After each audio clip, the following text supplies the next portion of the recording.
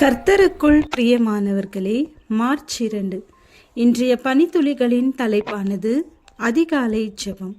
வசனம் ஏசாயா 50வது அதிகாரம் 4வது வசனம். காலைதோறும் என்னை எழுப்புகிறார், கற்றுக்கொள்ளுகிறவர்களைப் போல் நான் கேட்கும்படி என் செவியை கவனிக்க செய்கிறார். இயேசு கிறிஸ்துவே நமக்கு ஒரு முன்மாதிரி.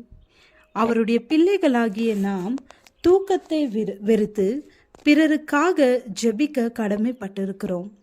நாம் செலவழிக்கும் ஒவ்வொரு நொடிக்கும் கணக்கு ஒப்புவிக்க வேண்டும். இயேசுவானவர் இருட்டோடு எழுந்து ஜெபித்தார். இன்று நம்மில் எத்தனை பேர் அதிகாலை ஜெபத்தில் நம்மை பிரதிஷ்டை பண்ணுகிறோம்? இன்னும் கொஞ்சம் தூங்கட்டும், இன்னும் கொஞ்சம் உறங்கட்டும், இன்னும் கொஞ்சம் கை முடக்கி கொண்டு நித்திரை செய்யட்டும் என்பாயோ? உன் தரித்திரம் வழிபோக்கனைப் போலவும் உன் வறுமை ஆயத மணிந்தவனைப் போலவும் வரும். உலத்தாரைப் போல உண்பதும் உடுத்துவதும் போதும் என்றிருந்தால் வரப்போகும் பயங்கரமான நாட்களுக்கு நம்மையும் நம் குடும்பத்தையும் நம் சபையாரையும் நம் நாட்டு மக்களையும் இந்த உலக மக்கள் அனைவருக்காகவும் எப்படி நேரம் செலவழிக்கப் போகிறோம்? நாட்கள் பொல்லாதவைகள் ஆனதால் காலத்தை ஆதாயப்படுத்த வேண்டும்.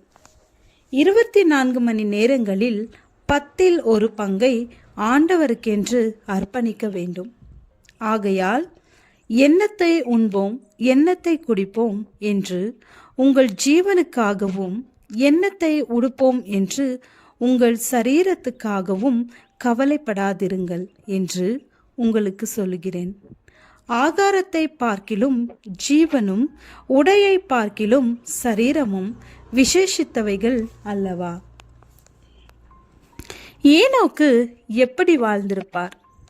அதிகாலையில் ஜெபத்துடன் ஆரம்பித்து தன்னுடைய எல்லா வேலைகள் மத்தியிலும் ஆண்டவரை மையப்படுத்தி மாத்திரமே வாழ்ந்திருப்பார். ஏனோக்கு மெத்துசலாவை பெற்ற பின் 300 வருஷம் தேவனோடு சஞ்சரித்து கொண்டிருந்து குமாரரையும் குமாரத்திகளையும் பெற்றான். அது கடினமானது அல்ல. ஏனென்றால் நம்முடைய நேரங்கள் பிசகாமல் திட்டம் பண்ணும்போது பரிசுத்த ஆவியானவர் உதவுகிறார். விசுவாசிகளிலும் சிலர் தங்களுடைய 24 மணி நேரத்தில் அதிகப்படியான மணித்துளிகளில் தொலைக்காட்சி பெட்டியின் நிகழ்வுகள், நண்பர்களுடன் நேரம் செலவழிப்பது, நண்பர்களை போய் சந்திப்பது, பொழுதுபோக்குக்காக கடை தெருக்களில் சுற்றுவது போன்ற காரியங்களில் அதிக நாட்டம் உடையவர்களாக காணப்படுகிறார்கள். இவைகள் அவர்களுடைய அன்றாட செயல். சத்ருவாகிய சாத்தான் நம்மை இப்படிப்பட்ட உலக சிந்தையில் நம்மை ஆட்கொள்கிறான். இவைகளை உபவாசத்தோடும் ஜெபத்தோடும் மாத்திரமே மேற்கொள்ள முடியும். தீர்மானித்து செயல்படுவோம். அதிகாலையில் என்னை தேடுகிறவர்கள் என்னை கண்டடைவார்கள். நீதிமொழிகள் 8வது அதிகாரம் 17வது வசனம். ஜெபம். அன்புள்ள பிதாவே, அதிகாலையில் உம்மை கண்டடைய உதவி செய்யும். இயேசுவின் மூலம் கேட்கிறோம். ஆமேன்.